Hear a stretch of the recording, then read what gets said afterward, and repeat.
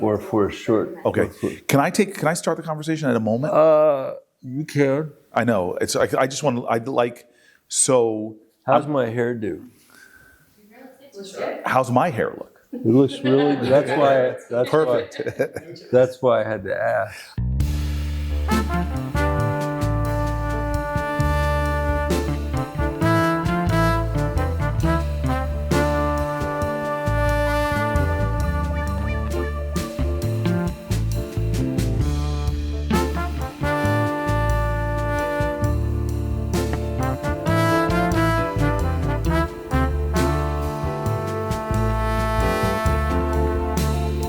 Okay, so this is what I'd like to say to you to begin with. Yes. And this is not blowing smoke, but I can't say this about all my colleagues, but I have memories of speeches that you have given that stick out in my mind. And there's a few of them, two of them at least, I want to talk about, if that's what I'd like to talk about. And I think they give insights into behind the scenes. Okay. Okay, so let's start with the first one, because I'm really new in the Senate at this point. I came in at Halloween of 2013, and I heard a term I never heard before, is the 2014ers. Everybody was trying to talk about protecting the 2014ers. Right. And I had to get reelected. I got elected once, but I had only a 1 year. And wait, were you up though in 2014? I was. You may not remember this, but I was the chair of the DSCC. Yes, you were.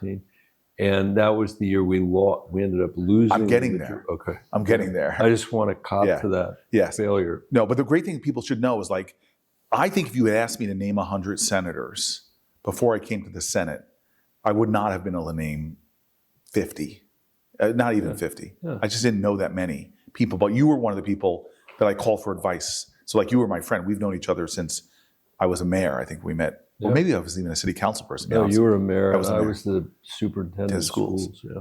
Okay, so I get here, and I'm running for re-election. The minute I stand, I have a year. And then the election happens, and it reminds me of what would happen 10 years later, a really bad election year. 2024, bad election year. 2014 election year.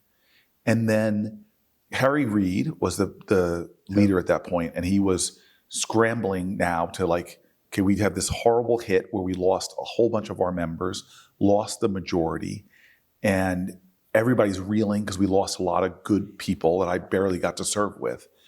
And we had something that has never happened to me really again before, except for Zelensky when he came, and we used the old Senate chamber. And do you remember this meeting? We go into this old Senate chamber, and people get up to give speeches. None of them I remember, but you gave a line that you've heard me quote back to you before, where you stood up and you said, "I love you all individually, but I hate us as a group."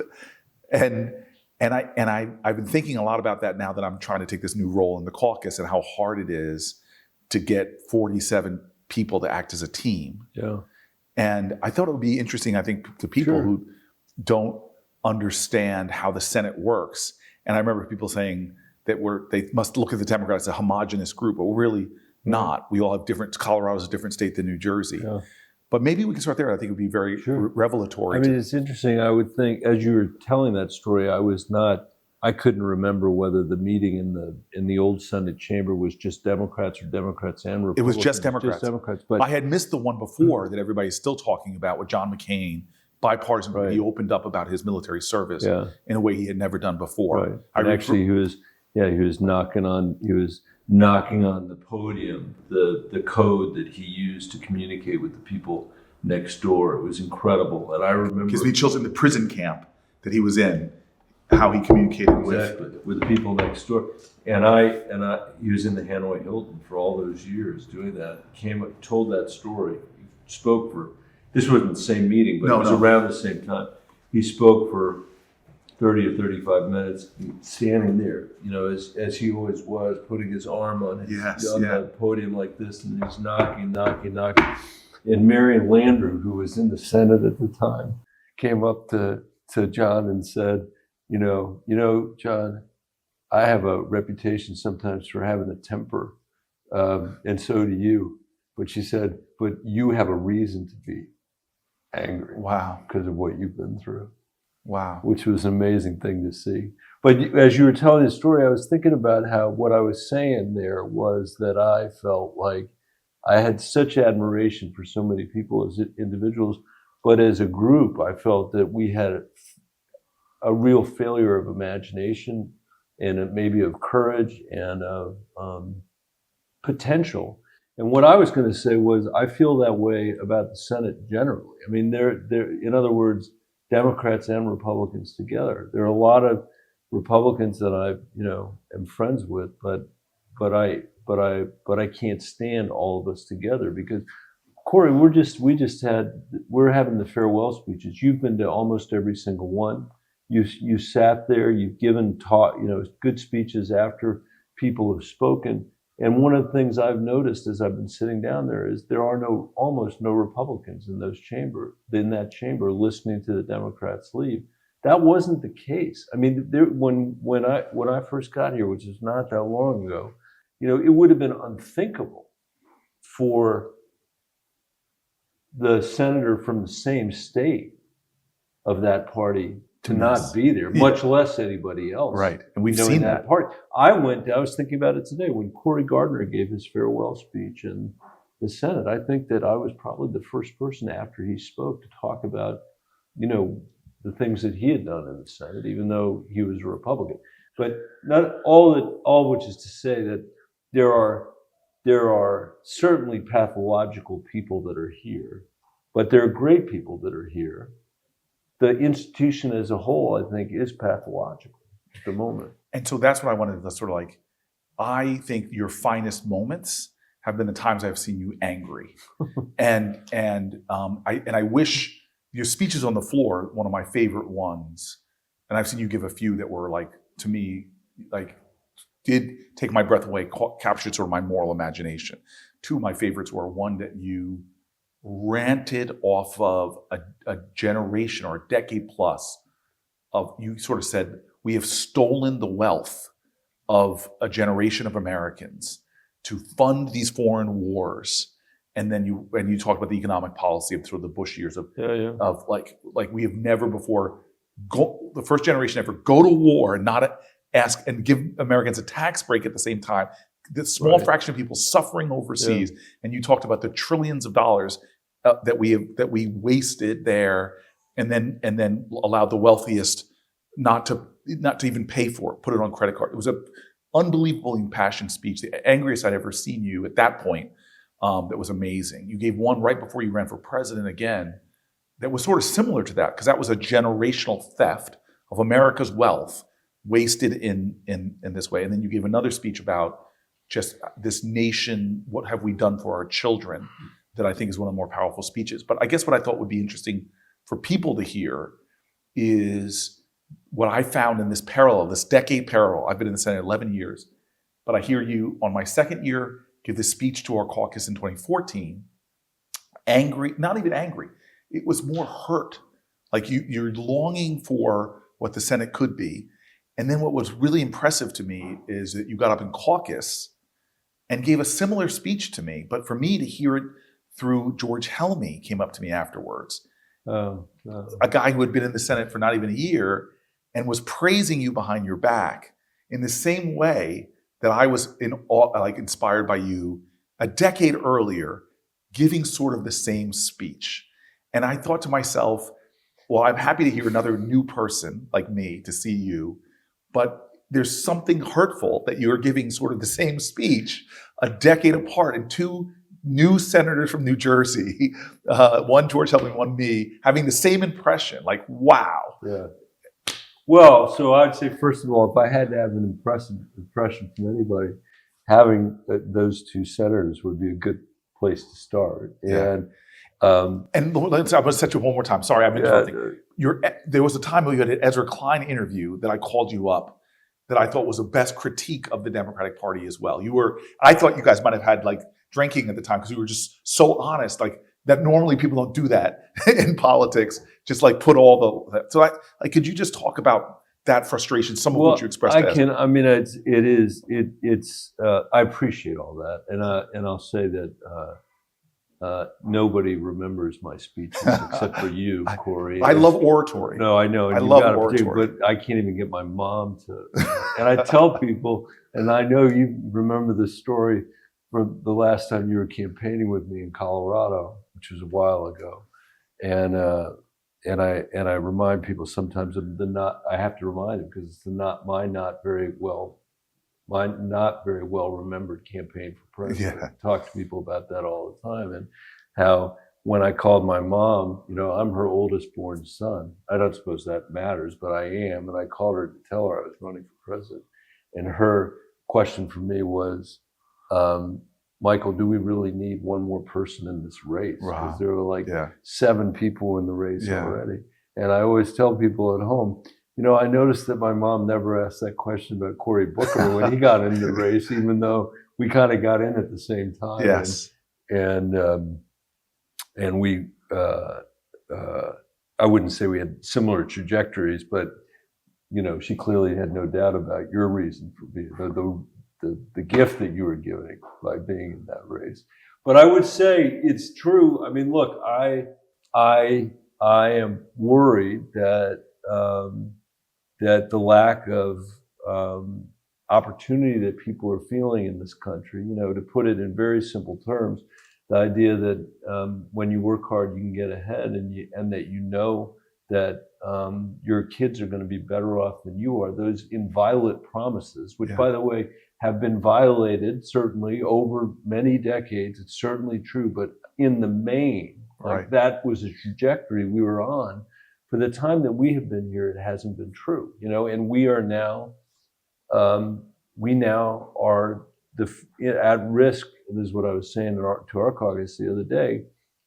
I was saying if Trump gets elected again, we're going to be the first generation to leave less opportunity, not more, to the people coming after us. And already people that are 30 years old today, half of them are earning less than their parents did. That's never happened before in America. Right. And some people look at that and say, there's nothing we can do about it. But you think about those tax cuts you mentioned, where we were not only fighting those 2 wars that ended up costing around $5 trillion together, lasted for 20 years, which, even Republican politicians are now saying, well, why were we even fighting, the war in Iraq, for example. But it wasn't just that we went to war, it's that we cut taxes while people were over there. Right. I mean, and so if I think about your being mayor of Newark and saying to people, I've got an idea, I'm going to borrow more money than Newark has ever borrowed before. Right. And you said, and I said to you, well, that makes me nervous, Corey. What are you going to use that money for? What are you borrowing that money for? Are you borrowing it for the schools, which you worked on so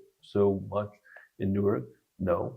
Are you borrowing it to pay for the libraries? No. Are you buying it for mental health services? No. Are you borrowing it, to deal with to improve our law enforcement system or our parks or our what?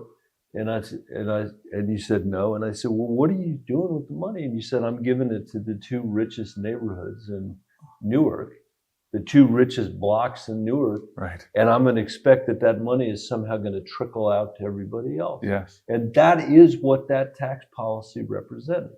And that's what the Bush tax policy represented. That's what the Trump version of that represented. And it is a theft. It is a theft. And it's something that no mayor in America would even try. Yeah. Republican or Democratic mayor would even try. Right, but then the question is you and I have been here in a decade where these horrible things happened. The treasure of America that could have been invested in an American school system, American infrastructure, American innovation, those resources could have put America, just the science and research dollars we could have put out there that could have propelled humanity. But the Republicans just won another election like 2014. And I think because, we're facing a couple of things. One is that 70% of the American people say they want a radical transformation of our economy. And 20% of the American people are saying they believe that the tools of government are ones that can be used to help fix the problem. And that's an indictment. Only 20%. Yeah, that's an indictment of things that have gone wrong. That's an indictment of those two wars that you were talking about. But I would say it's an indictment of our, obsolete school system. Yeah. We're running a school system that's belongs to the 17th century. And the kids in the 21st century aren't going to be well served there. We're running a healthcare system that's twice as expensive as any other healthcare system in the world, and people are getting less good results. They're getting denied coverage. And they're spending their retirement in Newark or in New Jersey fighting to get prescriptions filled for drugs that they've been prescribed by doctors. Like people aren't making this stuff up, but that's how they're spending that's how they're spending their retirements. Unlike in other countries where you get prescribed a drug by a doctor, you take it to the pharmacist, you get it for a reasonable price, and then you get on with your retirement. You go sit on the porch or have tea with your neighbors. But you fall in that 20% of Americans that believes that sick feeling that a 30-year-old has. My parents had a house, I can't buy a house. Right. My parents could raise me.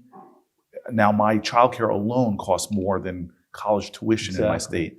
My parents could put money away for their retirement.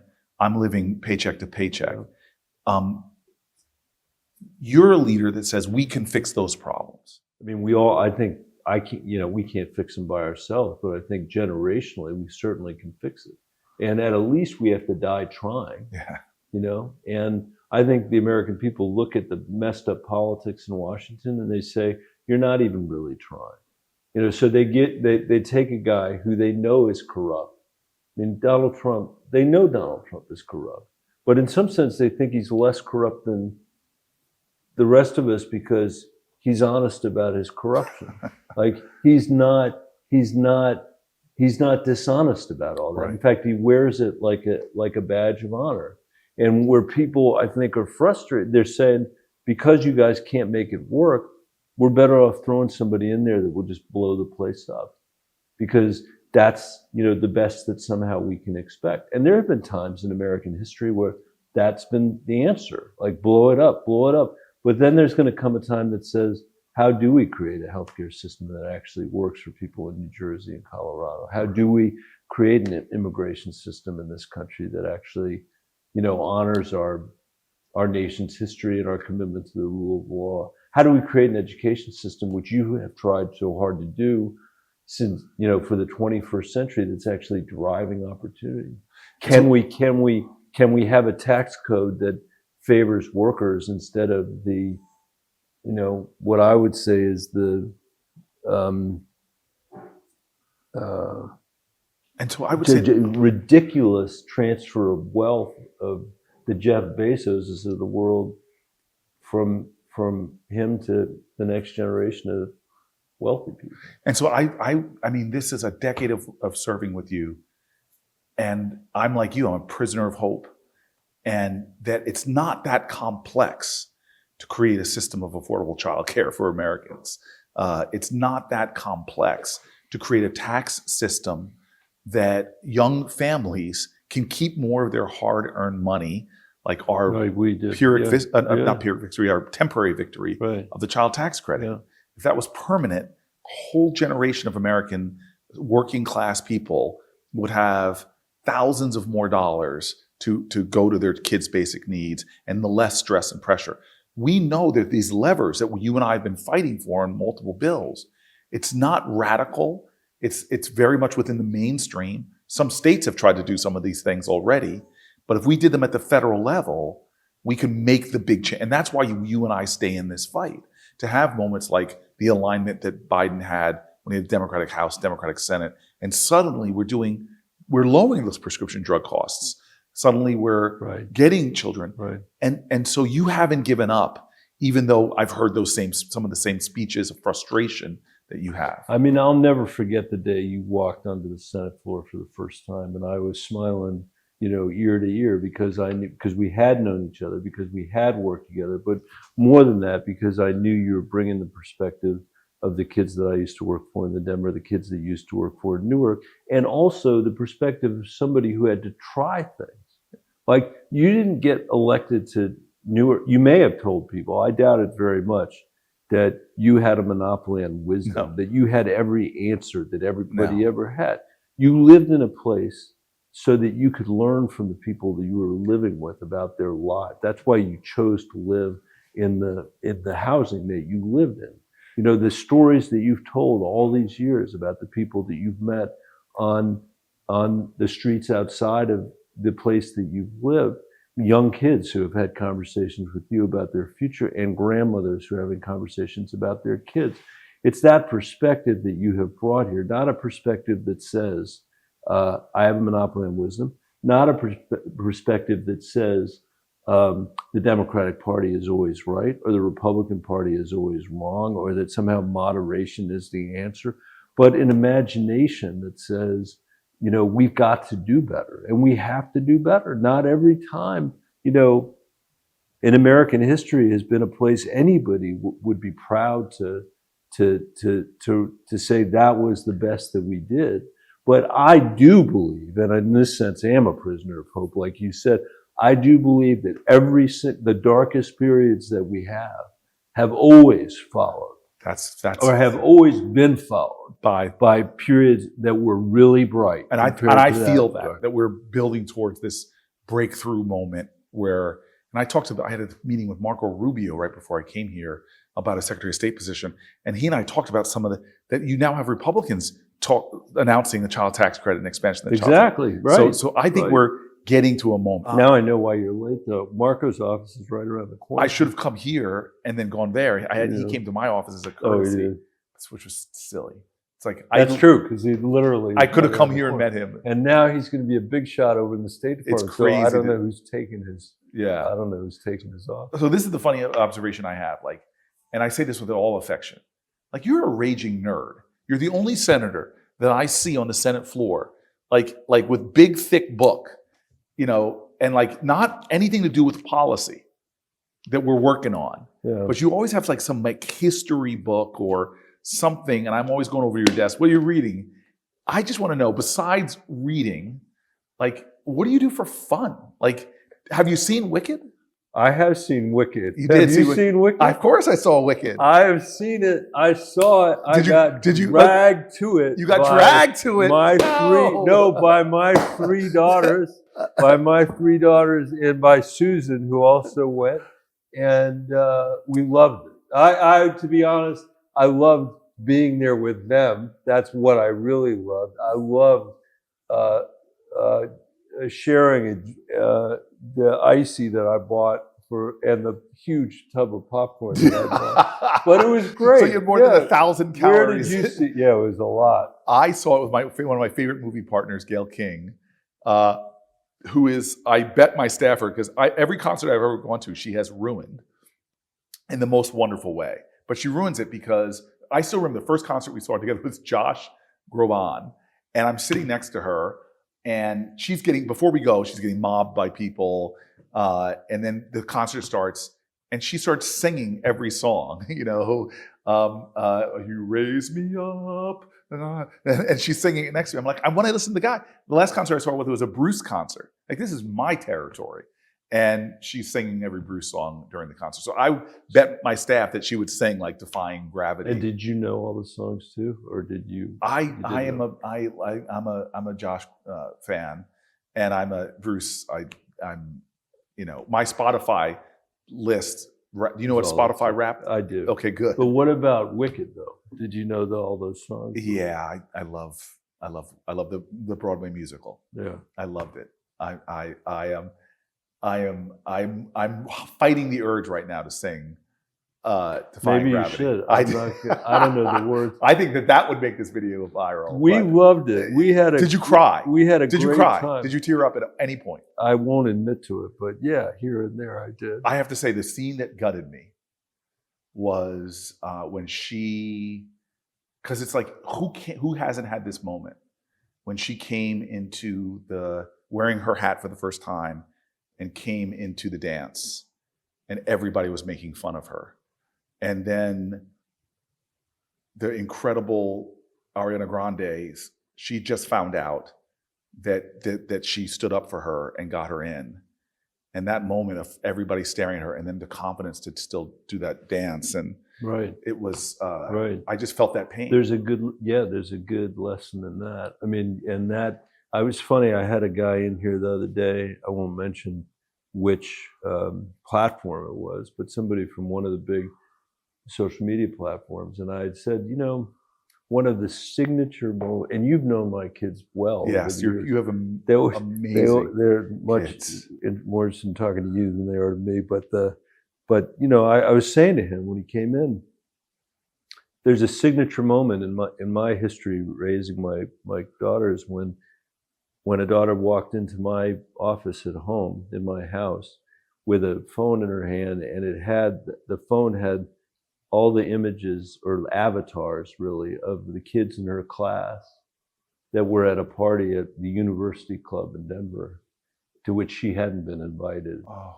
And here she was in, her father's office, the last place she wanted to be. That's the kind of agony that, that you saw in Wicked that Yes. then was obviously resolved to the good. Yes. And that we have to resolve that to the good. And I mentioned the social media stuff just because as a former superintendent and because of your role, that's a place where we really haven't begun to put the American people in a negotiation with the folks that have strip mined our privacy, our data, our kids' mental health, and haven't asked permission about it. And it's a good example of a project that we all could be working on in a bipartisan way that might make a difference. Yeah, it's tough because, again, that Wicked moment, it's not just the dance anymore, right? It's like every child now has their emotions being torn and fractured on these platforms. Into smithereens. The relative small communities that ultimately we grew up in are now not small communities where kids' images and their perceptions of in and out, the perceptions of have and have not, their perceptions of popularity. Growing up in this environment, it seems your innocence is snatched away from you so much quicker, and your time and attention.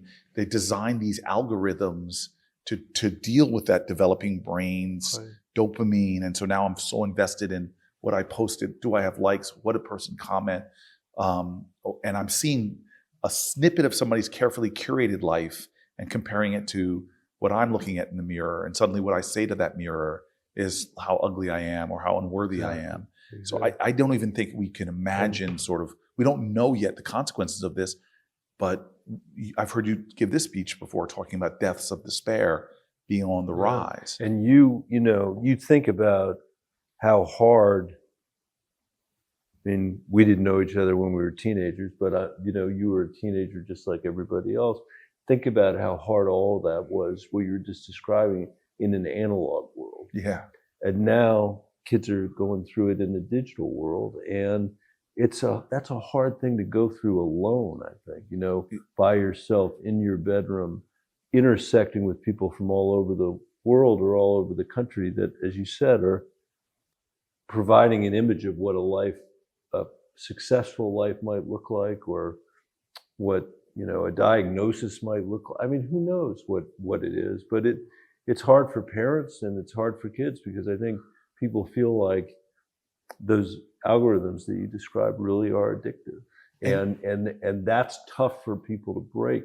This is not about, I don't think this is some like halcyon view that it was all better when we were growing up. Although tough.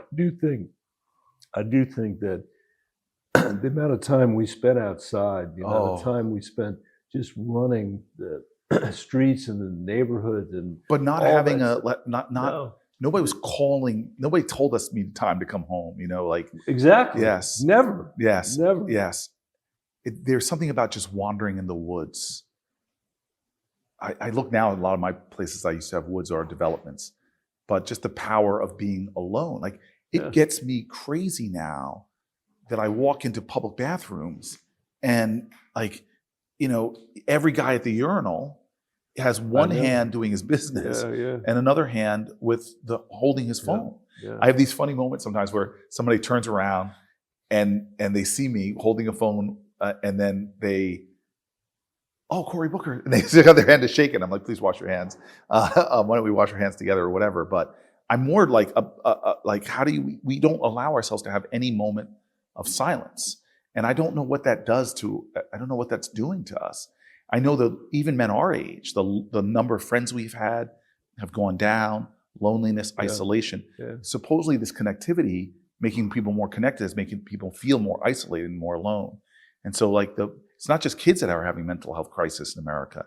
I mean, this is what I think our great Surgeon General has been talking about. Exactly, and I think his point, I mean, he's been a great leader on this, and I think one of the things that would help us would be if we could get data from these companies, just like back in the day when the cigarette companies were holding their data. I'm not saying these are the same or there's equivalence or anything, but the public finally stood up and said, we need to see what this data tells us. And the stuff that's leaked out here and there from various platforms that have shown how tough this stuff is. In my case, I focus a lot on young women because of my girls, my daughters, and the difficulties that they face. But it's all kids, and just another good illustration of what we could be working on. But it's interesting also, it's a two-edged sword. And I know you and I are futurists and we're hopeful. So the ability for, in education, time is the constant, achievement is the variable.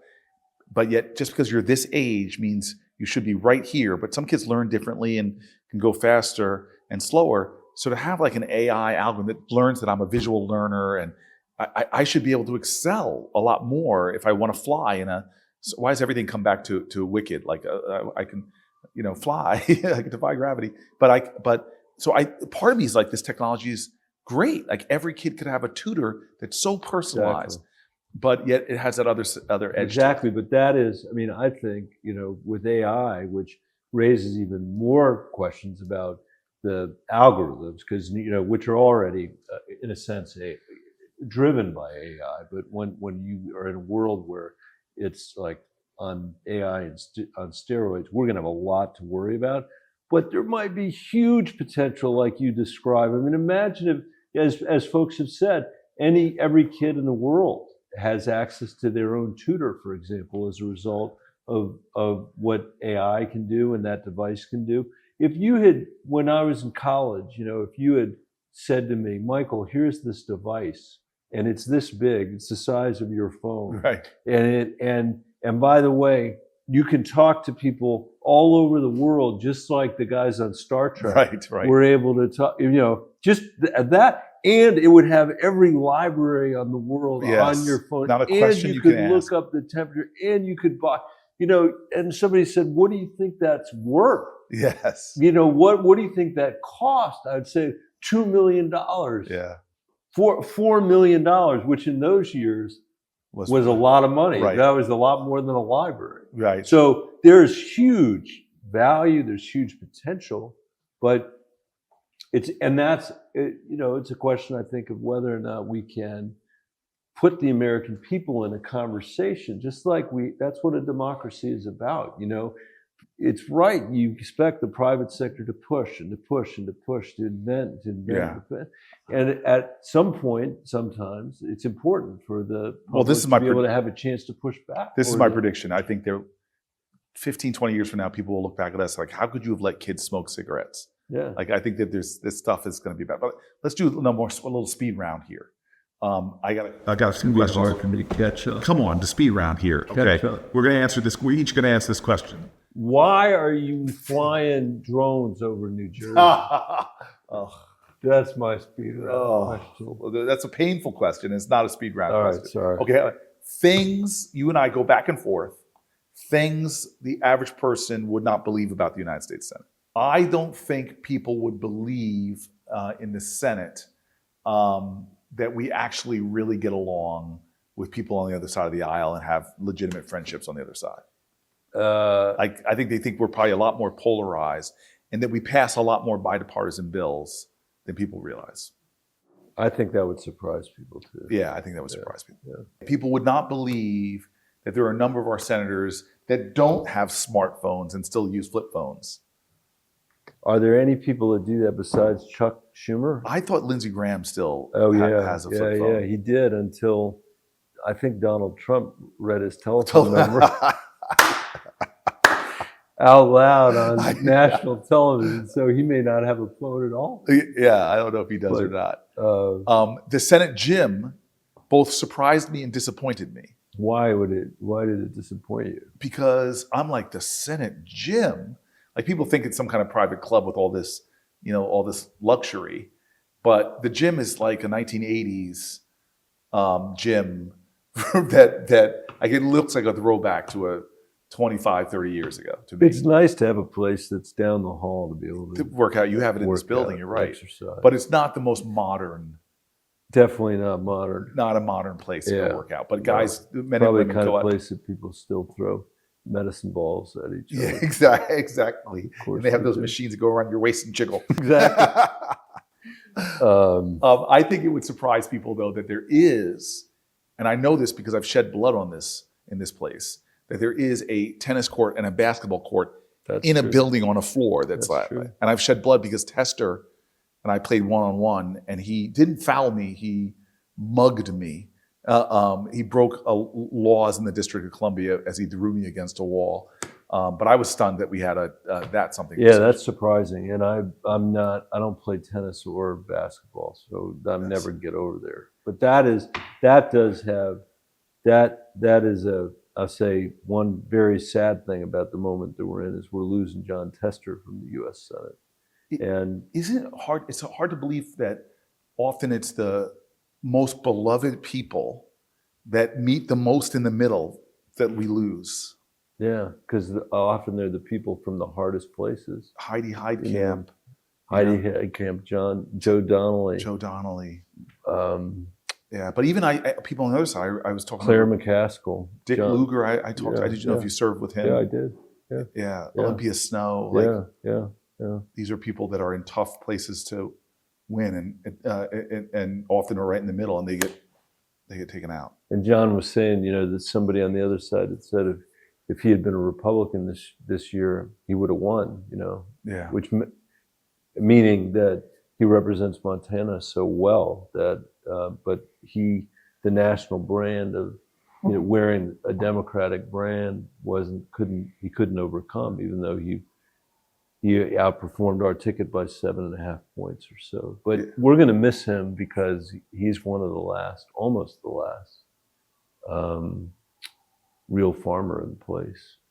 Yeah. And he had a, incredible perspective about it. This guy, as you know, as you were saying on the floor the other day, he had to fly back and forth to Montana, stopping in Minnesota, stopping in Denver. That's why, we spent a lot of time flying together. I'd get off the plane in Denver and drive home. John had 2 more hours to go to land in Montana. And then sometimes he'd drive 2, 3, 4 hours. Okay, people who've come to lobby you that you've been surprised, like this star or singer or...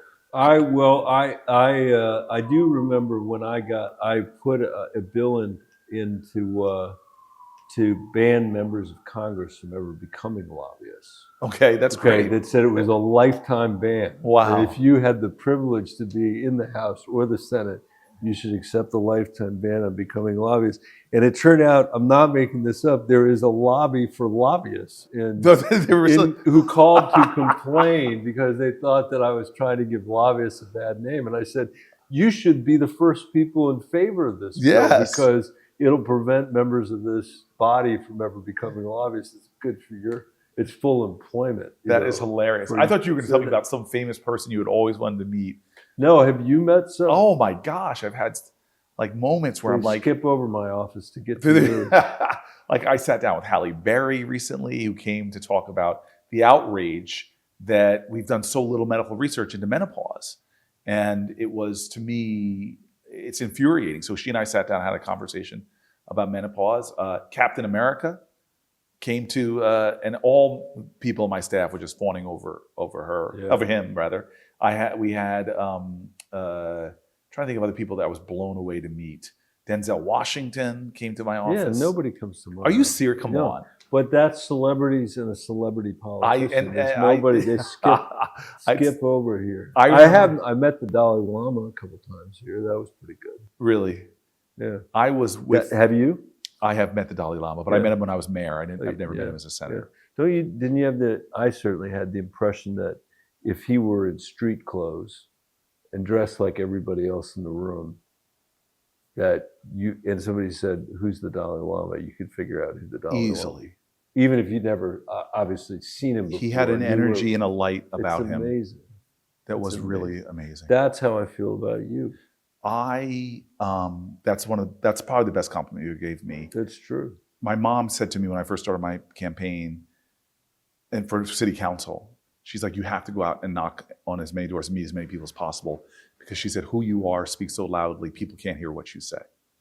And I do think you feel the energy of people pretty quickly. I have a funny story that I've got a chance to like meet famous people. I don't know if I ever told you, I had a blind date with Mariah Carey, which was one of the more interesting blind date experiences of my life. So I've had this weird Forrest Gump life since I was in my 20s, just like meeting famous people I didn't expect. But I never had gotten starstruck before. The only time I got starstruck where I couldn't express words was the first time I came to the United States Senate. I had just graduated from Stanford. I was on my way to Oxford. And they said, well, meet this other Rhodes Scholar who happens to be the United States Senator from New Jersey.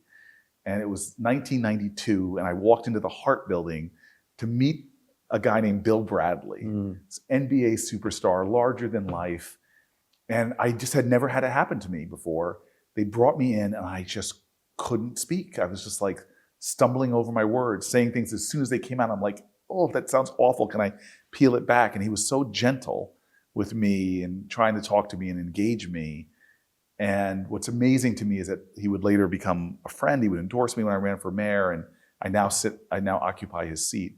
But I remember that story anytime anybody comes into my office, like how much grace he gave me, despite how nervous and awkward I was. You know, I was, and what do you think about your new colleague, Andy Kim from New Jersey? I love that he is, like, you gave another speech. I'm sorry, this got stuck in my mind and I quoted you. Recently it was after one of our colleagues gave their farewell address.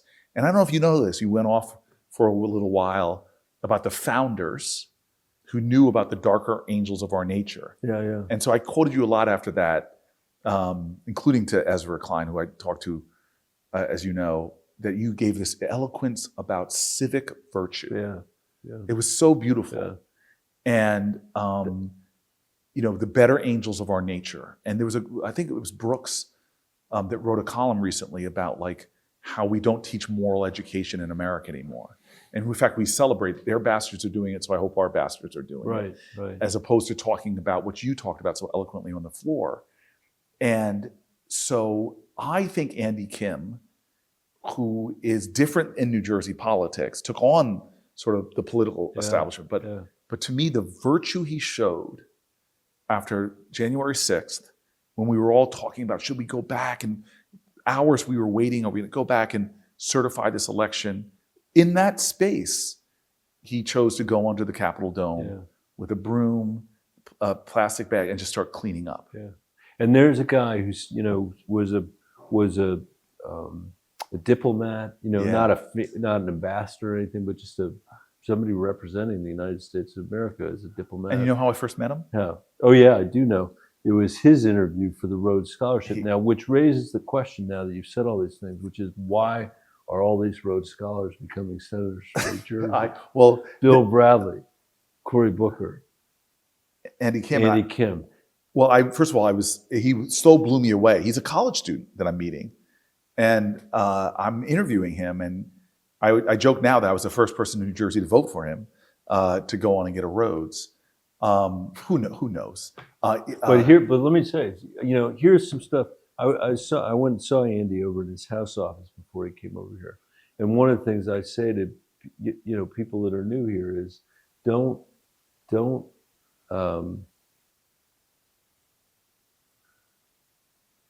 don't conform. You don't have to conform.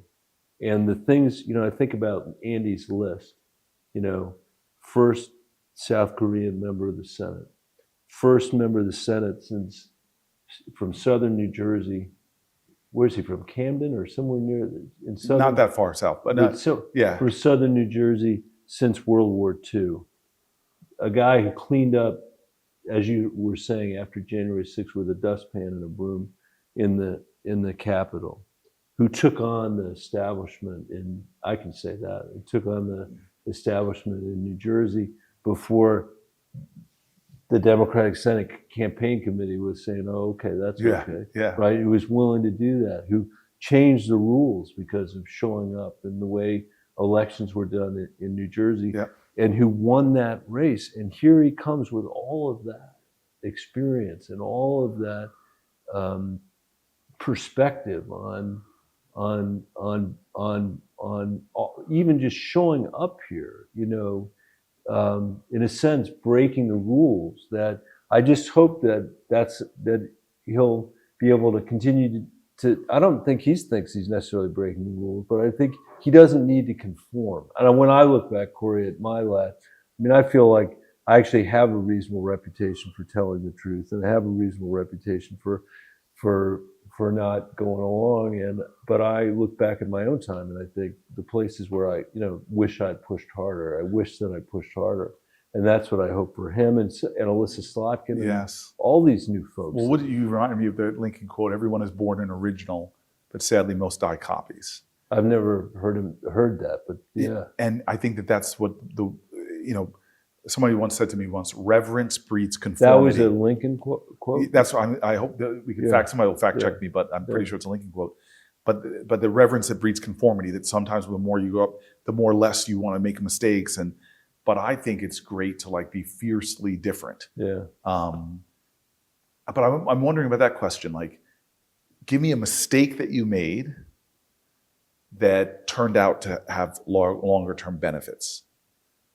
I know a lot of people see when they get knocked on their tuchuses, they think it's this horrible thing. I wouldn't say it was a mistake, but I did not have a successful presidential campaign when I ran for president.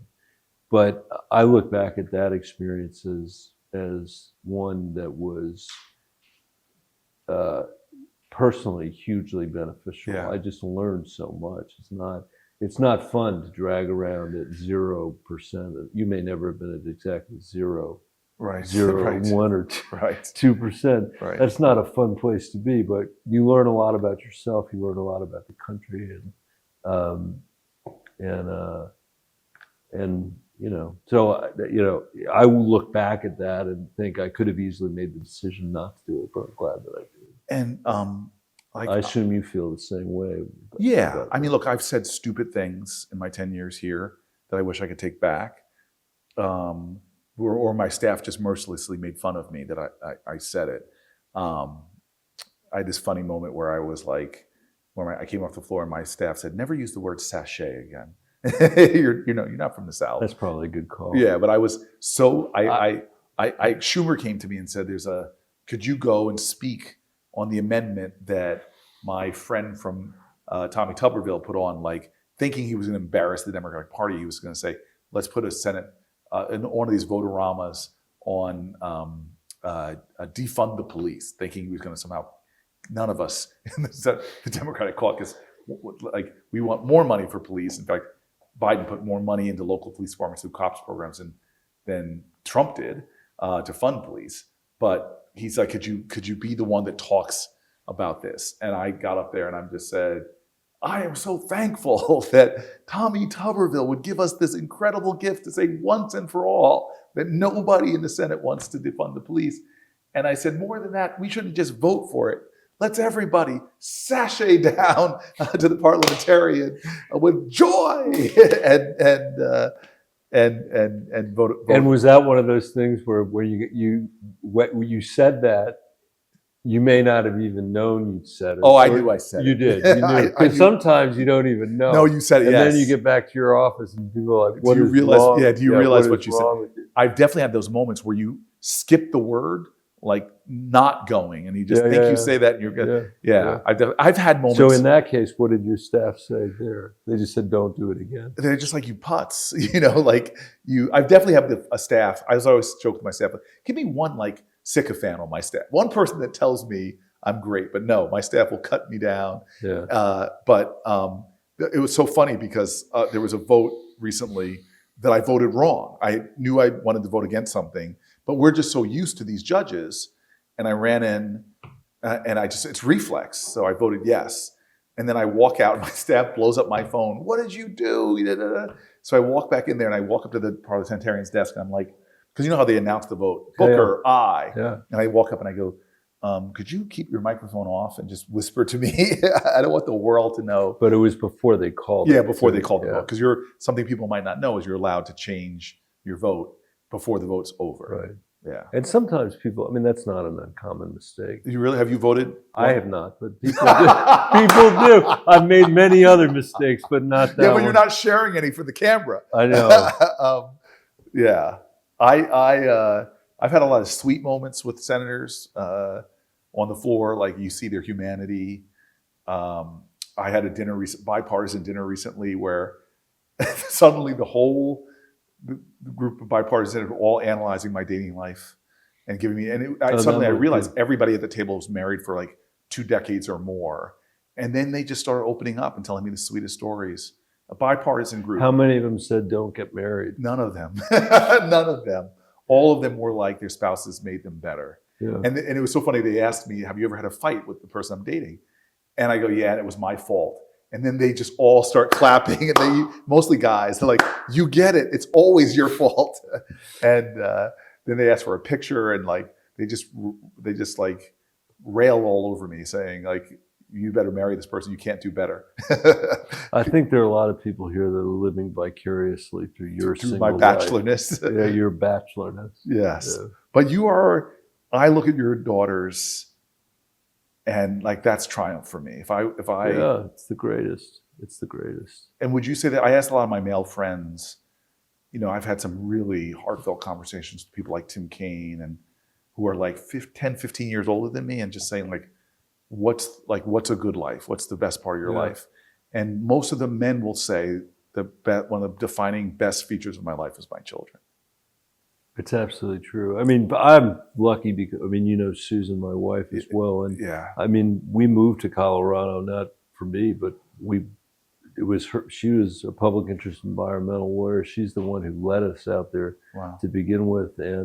And then we've had the chance to raise those daughters. And what I think of, I know you think it's one of your top 5 states. Maybe you're not supposed to say that. No, it's one of my top 5 non-New Jersey states. It's states. obviously my top state. Yes, New Jersey is my top state. I like New Jersey a lot, but I hope it's in your top 5 non-Colorado states. Well, since we're sitting here today, if I go down the hall, I'll have a different conversation with Marco Rubio because I'm a politician. But it is, that adventure that Susan led for us of moving us to Colorado, of leading the way there, and then having those 3 daughters there, and then there's a lot, like in anything, there's ups and downs. But overall, I think this whole thing has been a family project. Yeah. I watched your daughters with you on the presidential trail. It was some of the more beautiful moments. I think about that a lot. Like I'm hoping they, instead of listening to my speeches, they were trying to go next door to listen to your speeches and all those places in Manchester and the other places we were. So beyond let's end with this. How old are you now? I don't even know. I thought you were the same age. I turned 60. I'm now 60. Wow. I'm your elder. You are. I'm your elder. You are my elder, but not. I turned 60 on Thanksgiving. I did not know that was your 60th birthday. Yeah. That's a big moment to pause. It is. And that's a big moment and pause and reflect.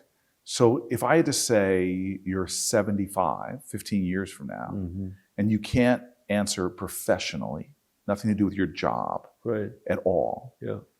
And maybe it's to do with your well-being or your family or spiritual. Like what's one thing? I'd say 2 things. Still hanging out with my family and still climbing Colorado mountains. this year I was able to climb 3 13,000-foot peaks in Colorado, 1 14,000-foot peak in Colorado, and as the years go by, that becomes more and more important to me. It's being outside and being able to.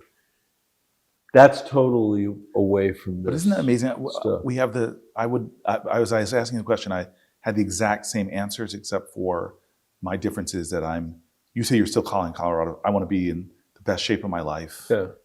My health, well-being, peace, just in great shape as a 75-year-old. I had this moment in a church once where the pastors, whose birthdays are it? And this person stood up and said, it's my 90th birthday. Yeah. And I look at that person and I'm like, the devil's a liar. She did not look 90. She looked like she was 65, 70. Yeah. And then a person that was my age stood up and said it was their birthday, and they looked 90. Yeah. And so I would say the exact same two goals with you, but different in the sense of I just want to be hiking mountains, out, have fun, physically. Somebody said to me not that long ago, they asked, well, what if you knew you were going to die in a year, what would you do? Wow. And the idea, and it was a helpful question to ask, so I'm sure, it's a helpful question to ask. And my answer was not that I would keep doing all this stuff. If you knew you had 1 year to live, yeah. I'd spend it with my family. So that's my last point. But my point is this, that hopefully we don't have a year to live. And hopefully we have 15 years or 20 years. Not to live, but to continue to try to make a difference, whether we're in this job or not in this job, it doesn't matter. But I do think as you think about life, trying to stay as healthy as you can, trying to get out, outside, trying not to look at that phone all the time that we were talking about the other day, or but spending some time actually looking in other people's eyes. Well, the blue zone people who look at these places where people live the longest. So one is physically taking care of yourself. Yeah. But the other is your community and who's around you. So mine would be, you have this beautiful family. Mine would definitely be 75. I'm definitely married. I definitely have some kids. But I will tell you, I do think it's community and connection as much as health. And I will say as we close, I'm just glad for the last decade you've been part of my community. And I'm glad you've been part of my community as well. And I'll tell you this, they're now emancipated and they're adults, but my kids would have gladly given themselves to you the whole time they were growing up. So I wish you well. Thank you. And trying to figure that out and consider the babysitting talent of the Bennet girls. I'm going to hold them to that. Your father committed you. All right. Love you, brother. Love really you too. do. Thanks, Corey. All right.